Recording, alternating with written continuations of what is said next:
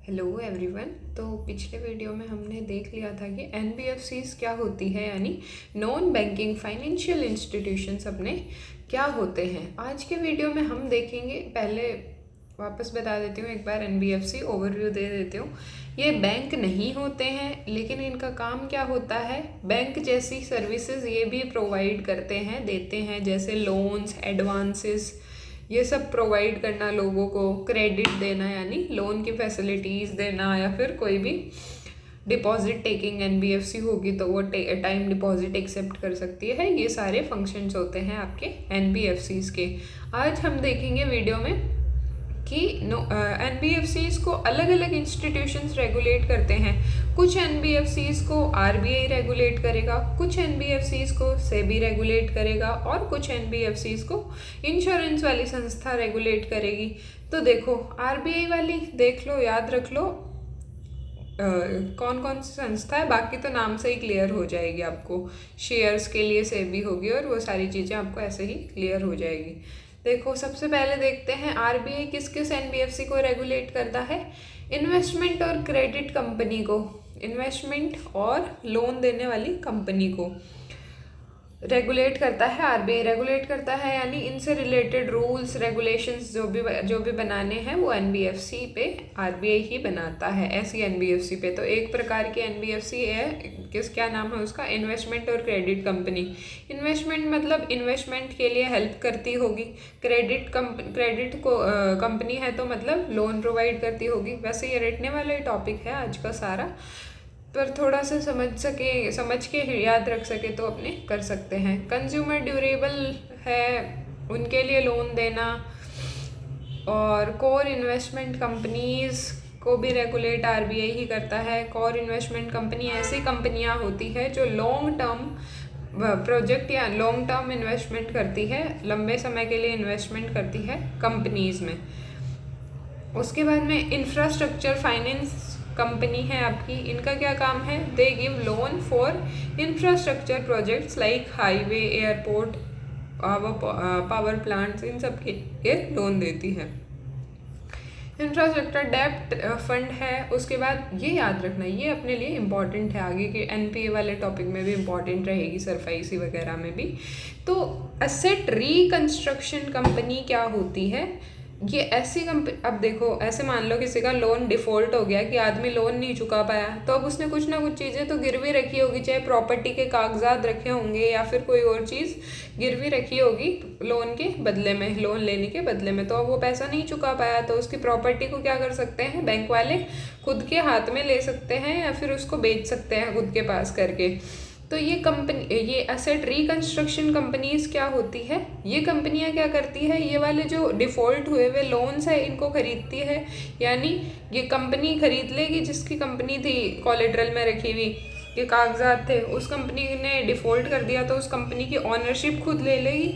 और बाद में एक और कंपनी आती है आगे, एसेट मैनेजमेंट कंपनी, उसको दे देगी। तो ये दोनों मिलके क्या करेंगी, ये दोनों कंपनियां, एसेट रिकंस्ट्रक्शन और एसेट मैनेजमेंट कंपनी, दोनों मिलके क्या करेगी, उस कंपनी को, जो खराब हुई हुई कंपनी है, मतलब अब वो कंपनी अच्छा दे रही होती अगर पैसा, तो क्या होता कि वो अगला बंदा खुद ही लोन चुका देता, पर ऐसा नहीं है। तो ये लोग क्या करेंगे, उस खराब हुई हुई कंपनी को चलाने की कोशिश करती है ये एसेट रिकंस्ट्रक्शन कंपनीज। और इनका रेगुलेशन याद रखना, आरबीआई रेगुलेट करता है इनको। अब बैड लोन्स खरीदनी है। बैड लोन्स यानी जो डिफ़ॉल्ट हो गए, नहीं चुका पाए लोग, बैंक से ये एनपीए हुए हुए या बैड लोन्स खरीदेगी and other NBFC and try to salvage value from the underlining asset. अब उस जो भी कंपनी थी उसको ढंग से चलाने की कोशिश करेगी, उसमें कुछ पैसा खुद की तरफ से और लगाएगी, ताकि वो जो लोन वाला पैसा था कम से कम उतना रिटर्न तो वो कंपनी दे पाए, ऐसा। तो इनको बैड बैंक्स भी बोलते हैं, याद रखना। एसेट रिकंस्ट्रक्शन कंपनी को एक टाइप की नॉन बैंकिंग फाइनेंशियल कंपनी है, एनबीएफसी है, और रेगुलेट कौन कर रहा है, आरबीआई कर रहा है। फिर फैक्टरिंग कंपनीज है, ये क्या करती है, they lend short term money to client against his invoices account receivable. ये क्या करती है, they lend short term money to, client को शॉर्ट टर्म मनी देती है अगेंस्ट। अब देखो क्या करती है ये, मेनली एक बंदा है, उसने क्या करा कि शॉपकीपर, मान लो, चलो एक शॉपकीपर है, उसने क्या करा, ये होलसेल की दुकान है, ये शॉपकीपर है। शॉपकीपर ने क्या किया, होलसेल वाली दुकान से रॉ मटेरियल खरीदा अपनी चीज़ों के लिए, या फिर कोई कपड़े की दुकान है तो कपड़े खरीद लिए। अब इतना पैसा थोक में माल खरीदा, तो इतना पैसा अचानक से तो उसके पास कहाँ से ही आ जाएगा। तो ये क्या करेगा, शॉप वाला आधा जितना पैसा दिया उतना तो दे दिया, बाद में कागज़ पे लिख के दे देगा कि हाँ भाई मैंने इस दुकान से इतना पैसा लिया है, होलसेल वाली दुकान से, और मैं इतना कपड़ा लिया है, इतना सामान लिया है, और 2 या 3 महीने बाद मैं मेरा पैसा वापस इसको रिटर्न कर दूंगा। तो अब ये जो इसने लिख के दिया है वो क्या हो गई, इनवॉइस हो गई। तो अब ये होलसेल वाली कंपनी क्या कर सकती है, ये इनवॉइस है जो इसने लेटर लिख के दिया है, उसको बैंक में ले जाके या फिर इन फैक्टरिंग कंपनीज के पास ले जाके और क्या कर सकती है, पैसा उधार ले सकती है। तो यही बताया है इसमें फैक्टरिंग कंपनीज कौन सी होती है। ये शॉर्ट टर्म मनी देगी क्लाइंट को, जो भी वो ये इनवॉइस लेके गया होलसेलर वाला बंदा, इसके लिए फैक्टरिंग कंपनीज क्या करेगी, उसको छोटे टर्म के लिए, छोटे समय के लिए उधार दे देगी। 3 महीने का इनवॉइस है तो 3 महीने का उधार दे दिया। बाकी और अच्छे से अपने नेक्स्ट कंसेप्ट इसको समझेंगे और अच्छे से। अभी भी ठीक समझ लिया, काम का मेनली इतना ही रहेगा आपने। तो इनको भी आरबीआई रेगुलेट करता है, एक प्रकार की एनबीएफसीज है ये भी। अब गोल्ड लोन कंपनीज है, मुथूट फाइनेंस हो गई, ये सब होम लोन कंपनीज है, इनको भी कौन रेगुलेट कर रहा है, इनको भी आरबीआई ही रेगुलेट कर रहा है। फिर माइक्रो फाइनेंस इंस्टीट्यूशंस हो गए अपने। माइक्रो फाइनेंस इंस्टीट्यूशंस क्या है, जो स्मॉल लोन्स देते हैं, किसको, गरीबों को, बिना किसी कोलेट्रल के। याद रखना है, माइक्रो फाइनेंस इंस्टीट्यूशन क्या करते हैं, छोटे लोन देते हैं गरीबों को बिना कुछ कोलेट्रल। अब गरीबों के पास तो कुछ होगा नहीं सोना वगैरह गिरवी रखने के लिए, तो बिना गिरवी कुछ रखे उनको पैसा दे देते हैं। और अब ये माइक्रो फाइनेंस इंस्टीट्यूशंस 2010 के अंदर बनते हैं और मालेगाम कमेटी है उसकी सिफारिशों से बनते हैं, और एक एनबीएफसी की कैटेगरी है, ये आपको याद रखना है। रेगुलेट आरबीआई कर रहा है, और इसके साथ साथ आरबीआई के साथ साथ इसको माइक्रो फाइनेंस कंपनीज को या इंस्टीट्यूशंस को कौन रेगुलेट करता है, मिनिस्ट्री ऑफ कॉरपोरेट अफेयर्स भी इसको रेगुलेट करता है, याद रखना। फिर अब एमएफआई से, माइक्रो फाइनेंस इंस्टीट्यूशन से कौन कौन बोरो कर सकता है, तो household whose income is not more than 1.25 lakh rural. अगर रूरल एरिया में है, ग्रामीण क्षेत्र में है, तो उसकी इनकम 1,25,000 से ज़्यादा नहीं होनी चाहिए, और वहीं अर्बन एरिया में है तो उसकी इनकम 2 लाख से ज़्यादा ना हो, वो लोन ले सकता है यहाँ से। फिर उसके बाद में मुद्रा कंपनीज है, 2015 के अंदर एस्टेब्लिश हुई थी, इनको भी कौन रेगुलेट कर रहा है, अपना आरबीआई ही रेगुलेट करता है। क्या है ये, नॉन डिपॉजिट टेकिंग एनबीएफसी है। नॉन डिपॉजिट मतलब डिपॉजिट एक्सेप्ट नहीं कर रही है, लोगों से पैसा नहीं एक्सेप्ट करेगी खुद के पास, मतलब यहाँ लोग जाके अपना पैसा जमा नहीं कर सकते ऐसा। और ऑन इसको करता है, ऑन इसका ऑनर है सिडबी, लेकिन रेगुलेट कौन करेगा, आरबीआई करेगा।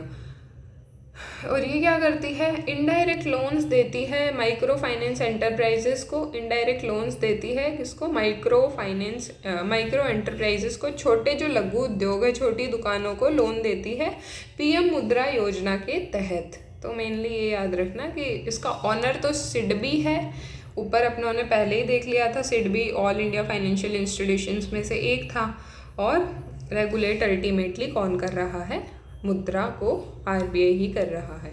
उसके बाद मनी चेंजर्स है, they help the clients buy sell foreign currencies. अब मनी चेंजर्स वो होते हैं, चेंजर मनी के नाम से ही क्लियर हो गया कि करेंसी को बदल के दे रहे हैं, कि रुपये के बदले डॉलर दे दिया। ऐसी कुछ कंपनियां, इनको ऑथोराइज डीलर्स भी बोलते हैं, या मनी चेंजर्स और ऑथोराइज डीलर नाम याद रखना। तो ये इनको कौन रेगुलेट कर रहा है, आरबीआई। अपना फॉरेन एक्सचेंज मैनेजमेंट एक्ट है 1999 का, उसके तहत आरबीआई इनको रेगुलेट करता है। और अब ये ऑथोराइज डीलर्स जो है या फिर मनी चेंजर्स है, इनका लाइसेंस, इनको ये एक बैंक भी हो सकते हैं और एक एनबीएफसी भी हो सकते हैं, याद रखना। ऑथोराइज डीलर का लाइसेंस एनबीएफसी या बैंक किसी को भी दे सकता है, कौन, आरबीआई।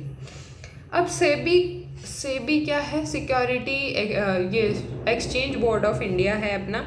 तो अब ये सिक्योरिटी एक्सचेंज के अंदर दो चीज़ें आती है सिक्योरिटी के अंदर, बॉन्ड और शेयर। तो अब शेयर्स और बॉन्ड से रिलेटेड शेयर्स ही रहेंगे मेनली, तो उनसे रिलेटेड एनबीएफसी कोई भी होगी तो उसको सेबी रेगुलेट करेगा। जैसे स्टॉक ब्रोकर, स्टॉक मार्केट से याद रख लेना, स्टॉक ब्रोकर की यानी help client buy and sell shares bonds depending on his instructions, कि ये जो लोगों को बाय और सेल करने में मदद करते हैं शेयर्स और बॉन्ड्स ये सब। और उसके बाद में इसको कौन रेगुलेट कर रहा है? सेबी कर रहा है। सिडबी और सेबी में डिफरेंस है, याद रख लेना। सिडबी अलग कंसेप्ट है, सेबी अलग कंसेप्ट है। उसके बाद डिस्काउंट ब्रोकर्स है अपने पास। डिस्काउंट ब्रोकर्स भी क्या है? ये जैसे अपने डिजिटली ऐप के ऊपर खरीदते हैं ना शेयर्स वगैरह ये सब, तो buy sell through mobile app से अपने जब शेयर बाई या सेल करते हैं, जैसे ज़ेरोदा वगैरह हो गए अपने ऐप्स, तो उनको कहते हैं डिस्काउंट ब्रोकर। तो वो भी क्या है, कौन रेगुलेट कर रहा है उनको? सेबी। और ये जो ट्रेडिशनल दूसरे ब्रोकर होते हैं, पहले वाले जो पहले सिस्टम यूज़ होता था उससे कम फीस चार्ज करते हैं डिस्काउंट ब्रोकर, ज़ेरोदा वगैरह। उसके बाद में है अपने पास म्यूचुअल फंड्स। अब म्यूचुअल फंड को भी कौन रेगुलेट कर रहा है? सेबी, क्योंकि ये लोग क्या करते हैं, म्यूचुअल फंड लोगों से पैसा लिया और प्रोफेशनल काम होता है इनका, पैसा लिया लोग से, जैसे मेरे से पैसा, मैंने म्यूचुअल फंड में पैसा इन्वेस्ट किया और बाद में वो उस पैसे को कहाँ इन्वेस्ट कर रहे हैं? बॉन्ड या फिर शेयर्स में, अलग अलग जगह उस पैसे को इन्वेस्ट कर रहे हैं और उस पर जो भी प्रॉफिट होएगा वो हमें दे देंगे। तो म्यूचुअल फंड्स को भी सेबी करता है। उसके बाद में है रीट इन्वेड। रीट मतलब रियल इस्टेट में जब पैसा इन्वेस्ट करते हैं, और इन्वेट का मतलब इंफ्रास्ट्रक्चर प्रोजेक्ट्स में। और डीप इसको नेक्स्ट टॉपिक में, अब जब अपने सिक्योरिटी वाला टॉपिक आने ही वाला है उसमें देख लेंगे। तो इनको भी कौन रेगुलेट कर रहा है? याद रखना, रीट इन्वेट को भी रेगुलेट कर रहा है सेबी। एक टाइप की क्या है? NBFC, non banking financial institution. उसके बाद इन्वेस्टमेंट बैंक्स है कुछ। अब ये जो shares under writing helping companies like IPO वगैरह लॉन्च करते हैं, जब अंडर राइटर वगैरह हायर करते हैं या फिर मर्ज करते हैं किसी कंपनी को एक दूसरी कंपनी में, तो ये इनमें हेल्प करते हैं इन्वेस्टमेंट बैंक अपने। तो इन्वेस्टमेंट बैंक ये सीधे जो है वो सेबी रेगुलेट करता है। वेंचर कैपिटल क्या है? जब कुछ वेंचर कैपिटल ऐसी कंपनियां होती है जो स्टार्टअप में इन्वेस्ट करती है, उनको कैपिटल प्रोवाइड करती है। जो कोई स्टार्टअप मतलब नई कंपनी स्टार्ट हो रही है, नया कोई बिजनेस स्टार्ट हो रहा है, उसके अंदर ये कंपनियां पैसा प्रोवाइड करेगी, पैसा देगी। मोटिव कुछ भी रह सकता है, मेनली तो इनका प्रॉफिट मोटिव ही रहता है थोड़ा बहुत, और एंजल वाले में हेल्पिंग नेचर या हॉबी के तरफ से होता है। फिर मार्केट इंफ्रास्ट्रक्चर इंस्टीट्यूशंस है 3 प्रकार के। स्टॉक एक्सचेंज हो गया, बॉम्बे स्टॉक एक्सचेंज और ये सब। फिर डिपॉजिटरीज हो गई। डिपॉजिटरीज यानी कि जब शेयर्स को डिजिटल फॉर्म में अपने स्टोर करते हैं, जैसे बैंक में पैसा डाल रखा है, वैसे ही अगर ऑनलाइन किसी वेबसाइट में या ऐप के अंदर अपनों ने बना रखा है और उसमें शेयर्स और बॉन्ड्स अपने हैं, अपनों ने नहीं बना रखा मतलब आगे प्रोफेशनली बन रखा और उसमें अपने शेयर्स और बॉन्ड्स वगैरह डले हुए हैं सारे एक जगह पे, तो उसको कहते हैं डिपॉजिटरीज। तो इन सबको भी कौन रेगुलेट कर रहा है? अपना सेबी। फिर अदर्स में आएगा एनबीएफसी को अदर रेगुलेट में। आईआरडीआई तो इंश्योरेंस कंपनीज को करेगी, general insurance, life insurance, policy aggregators, इन सबको। और पीएफआरडीए पेंशन से रिलेटेड जो भी फंड है, पेंशन पीएफआरडीए, ये याद रखना है वैसे एग्जाम पॉइंट ऑफ व्यू से कि पीएफआरडीए जो अपनी पेंशन वाली है वो ईपीएफओ को गवर्न नहीं करती, ईपीएफओ को रेगुलेट नहीं करती। बाकी और सारी पेंशन से रिलेटेड जितने भी फंड्स और स्कीम होगी उनको पीएफआरडीए रेगुलेट करेगी। और ऐसी एनबीएफसीज को जो रेगुलेट करता है वो पीएफआरडी है अपना। उसके बाद मिनिस्ट्री ऑफ कॉरपोरेट अफेयर्स है जो कुछ एनबीएफसीज को रेगुलेट कर रही है, जैसे निधि कंपनीज हो गई, कि यानी ऐसे म्यूचुअल बेनिफिट क्लब, मतलब कुछ लोगों ने मिलके पैसा इन्वेस्ट कर रखा है, कंपनी बना रखी है अपनी, और उसमें से वो खुद मेंबर जो उसके होंगे वही बोरो कर सकते हैं पैसा। निधि कंपनीज और माइक्रो फाइनेंस कंपनीज अपने देखिए है ऊपर आरबीआई रेगुलेट कर रहा था। और ministry of corporate ministry of corporate affairs किसको रेगुलेट कर रहा है? निधि कंपनीज को, अकेली को तो निधि कंपनीज को सिर्फ कौन कर रहा है? Ministry of corporate affair. और माइक्रो फाइनेंस कंपनीज को दोनों कर रहे हैं आरबीआई और मिनिस्ट्री ऑफ कॉरपोरेट अफेयर्स। फिर अपने पास आता है state registrar of chit funds, ये चिट फंड्स को रेगुलेट करता है। तो मेनली इतनी चीज़ें आपको याद रखनी है। एनबीएफसीज अलग अलग प्रकार की है, कौन किसको रेगुलेट कर रहा है, कुछ ट्रिक्स और सीधे नाम से ही क्लियर हो जाएंगे, आरबीआई वाले याद कर लोगे तो भी। बाकी और सारे बहुत ही ईजी है। तो thank you so much for watching my video.